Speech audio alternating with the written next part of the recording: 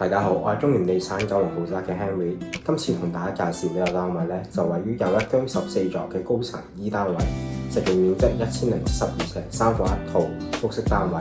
事不宜遲，我哋而家睇下。首先入到門口嘅玄關位置，咁然後喺我影住嘅呢個位，我會建議做一張長凳，可以攞嚟換鞋，咁就非常方便啦。咁而且喺樓梯嘅底下仲有一個櫃嘅，一個收納位置。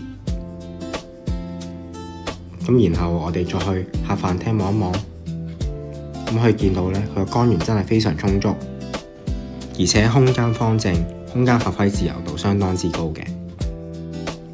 咁然後窗口望出去就望向西邊，咁下面係一個公園嘅景觀喎。咁然後去露台望一望，可以見到呢，周圍景觀真係非常之開揚。而再望向右少少向北就係獅子山啦。咁然後我哋再參觀廚房，咁廚房都係方方正正，而且空間好大，同樣都係望出去西邊嘅景觀，而且透光度非常充足。廚房嘅右手邊咁就係工人房啦。咁工人房就配備咗工人廁嘅，咁個空間都好足夠啊。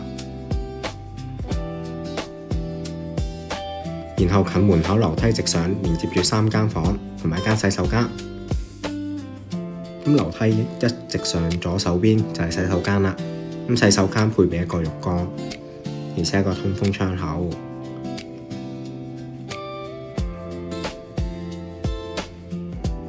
之後喺洗手間嘅隔離就係一間睡房啦。咁睡房嘅空間都係方方正正，而且都係望向西邊嘅景觀。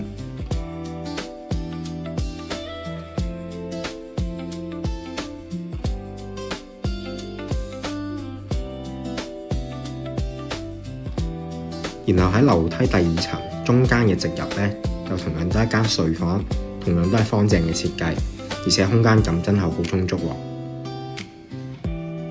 咁其實都好足夠放一張雙人床，窗口望出去同樣都係西邊開揚靚景。然之後我哋再去到主人房望一望啦。咁一入到去啦，見到個空間真係非常之大。而喺我影住嘅呢一個位置呢，其實即使放一張雙人梳化都冇問題喎。咁可想而知個空間真係非常之充足。其實可以見到3間房佢嘅空間都足夠放一張雙人床，而且光線充足。而喺我錄緊嘅時候，已經係大概下午嘅3點半時間。咁然後我哋再去到套廁，咁套廁同樣都係一個浴缸啦，而且都係一個通風嘅窗口。